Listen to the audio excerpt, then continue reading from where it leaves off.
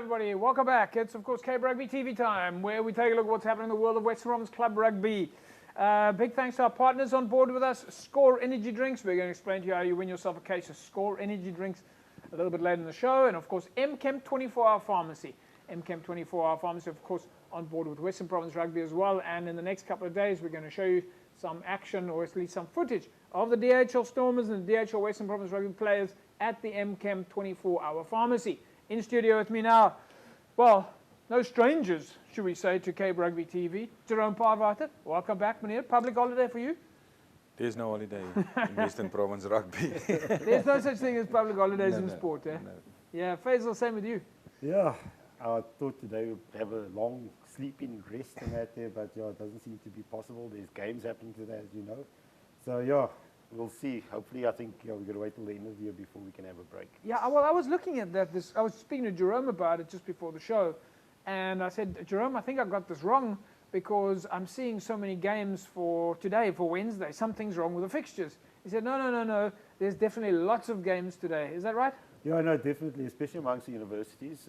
Obviously, coming out of Varsity Cup, they've got to do a lot of catch-up. They've got it basically until, I think it's around about the end of May, and then they go on holiday again, and it's exams, and then they come back in July. So, yeah, whatever openings there are, we try and, fill as much games as possible. Yeah. Of course, you had the Easter weekend. That, of course, disrupts things as well. So there's a lot of catch-up to do. No, definitely. And there's only so many weeks in which you can play as well. Yeah. So quite a lot of admin involved behind the scenes to make sure that the balance is right. We, of course, went out this weekend to get some of the highlights of the matches between Caledonian Roses and Silvetree. We're very excited to get gotten down to the field in what is typically, you would say, Faisal, a typical derby match? Definitely, derby. As you said before, every game is a derby. I think every game, everybody thinks, we want to win, and every game is important. Yeah. Jerome, Callies and Silvetree. Callies got a home ground advantage. What are your thoughts on a game like this? Look, like Faisal is saying, it's a derby, so I think games like this normally close games right to the end. Yeah. And obviously, the team, the supporters who support more their team obviously have an upper hand also. Do you think that's the case? The 15th, the 16th player is the fans? That's exactly to keep the team going till the end. So the difference between a derby match and when you have a home ground advantage, the derby match does seem to take away home ground advantage a little bit. I don't know. No, definitely. I think, a lot of these teams, or at least a lot of the clubs, they focus, it's more bragging rights than anything else. Yeah. The season can go bad, but as long as they win that one game, they're quite happy, then everything is okay. I mean, example, Amadeus and Collegians, they're waiting for that match. I think the planning, there's a number of games ahead, but the guys are already planning, making sure the fencing is up.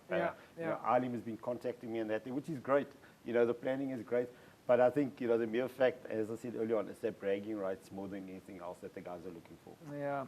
All right, folks. Well, we went down to the field. Callies against Silvetree.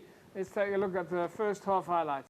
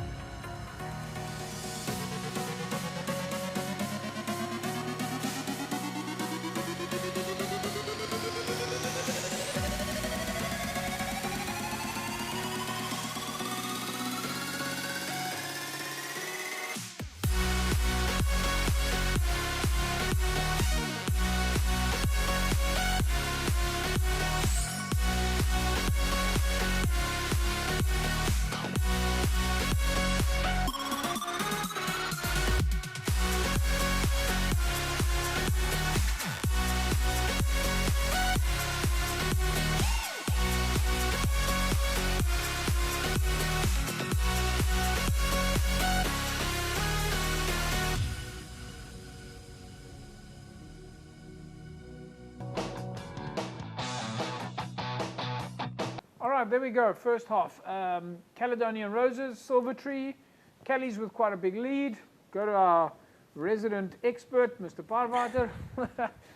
I don't know. One can't read much into this.